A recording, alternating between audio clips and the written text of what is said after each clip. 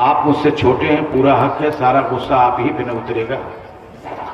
नहीं, मैं ज़्यादा टाइम लूँगा भी नहीं, क्योंकि सबसे पहले स्टेज पर बैठे हुए सभी मुअज़्ज़िन मेहमान और आए हुए मेहमान तलबा और स्पेशली ख़वातीन, क्योंकि मैं स्कूलों से जुड़ा हूँ, अक्सर स्कूलों में ये बात होती है कि फीमेल का या वुमेन्स का वो पार्टिसिपेशन नहीं होता जब कोई प्रोग्राम करवाया जाता है। ये स्कूल का प्रोग्राम भी नहीं है, उसके बावजूद एक भी चेयर खाली नहीं है ख़वातीन की।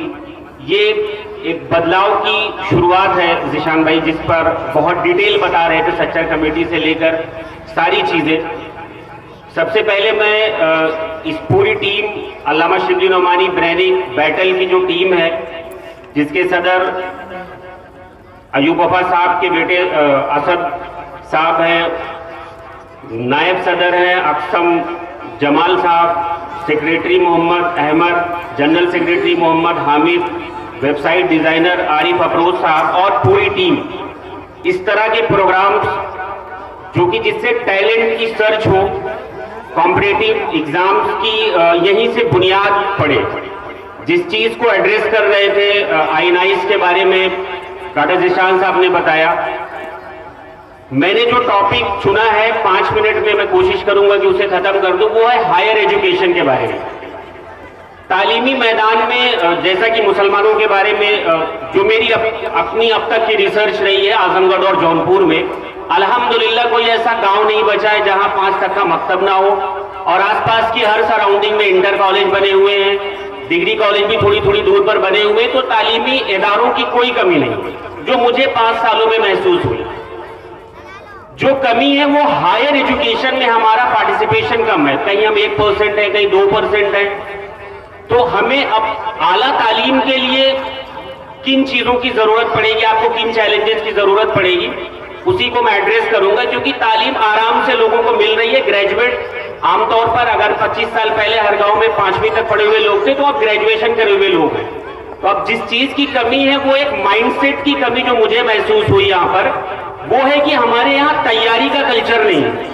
हमारे यहाँ के बच्चे इजीली एडमिशन चाह रहे हैं कि 9 to 12 हो गया, उसके बाद आराम से नजदीक में कोई डिग्री कॉलेज है तो वहां से ग्रेजुएशन कर ले, या बहुत अगर किसी ने बड़ी मेहनत की पूरे जिले से तो शिबली कॉलेज तक का सफर उन्होंने तय किया।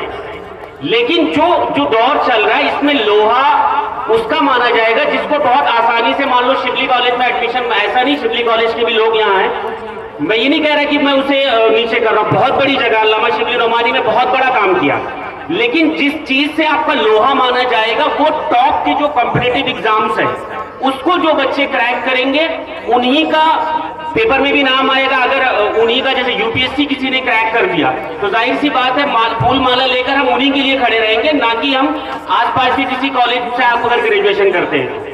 तो आपको हायर एजुकेशन के लिए माइंडसेट डेवलप करने की जरूरत है। जिस जिले से मैं आता हूं उस जिले में प्रोफेसर साहब एक गांव है माधोपट्टी, कमोबेश गालिबन वहां 70+ सिविल सर्वेंट है पिछले 75 सालों में। पूरे इंडिया में वो एक ऐसा विलेज है जहां इतने ज्यादा सिविल सर्वेंट को उन्होंने प्रोड्यूस किया। और अभी एक और एग्जांपल मैं दूंगा, माइंडसेट से होता क्या है, क्या चेंज आता है इस तरह के प्रोग्रामों से। लगातार जब प्रोग्राम होंगे, पिछले साल 2023 में सरायमीर में एक प्रोग्राम करवाया गया था कि जिसमें पूरे जिले से नीट और आईआईटी या इस तरह के एग्जाम जिन बच्चों ने क्रैक किए थे उनकी हौसला अफजाई के लिए सरायमीर में एक प्रोग्राम रखा गया था। सरायमीर वेलफेयर सोसाइटी और वहां के चेयरमैन सारे लोगों ने मिलकर करवाया था। उस प्रोग्राम में मैं नहीं पहुंच सका था, लेकिन उस प्रोग्राम का मैंने डेटा देखा था कि किन बच्चों को वहां पर सम्मानित किया गया। अगर आप भी 2023 का डेटा निकलवाएंगे तो उसमें 19 बच्चों को सम्मानित किया गया था। और उसमें सबसे सरप्राइजिंग और जिस चीज ने मुझे बहुत मुतासिर किया वो डेटा था कि उस 19 बच्चों में 9 बच्चे जो थे वो सिर्फ एक टाउन से थे, मुबारकपुर से। इसी जिले का वो हिस्सा है मुबारकपुर, शहर के उस तरफ है। तो आप सोचिए कि पूरे आजमगढ़ से 10 नाम मिले और सिर्फ एक टाउन से 9 नाम कैसे मिले।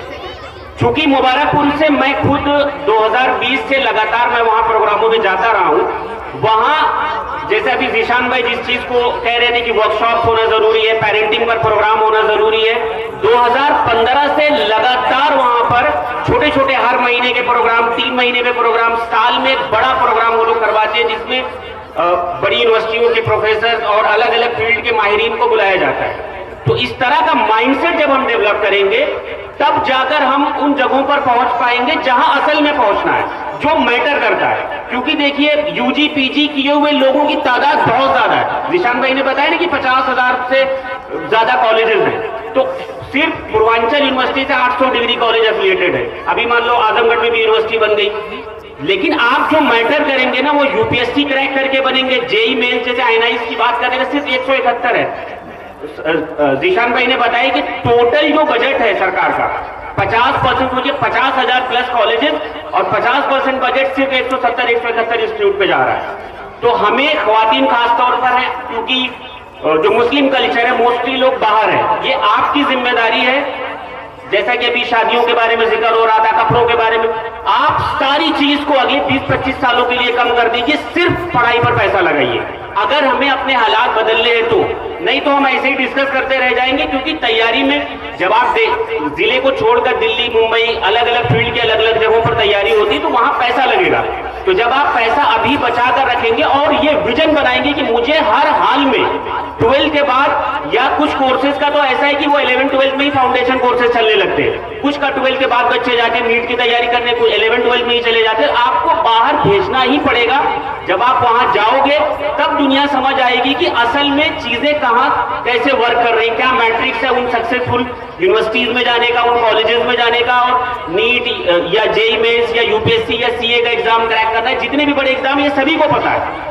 जो कमी हमारे यहाँ है वो विजन की कमी है, हमारा माइंडसेट नहीं डेवलप हुआ है कि हम बच्चों को सारी चीजों को साइड करके।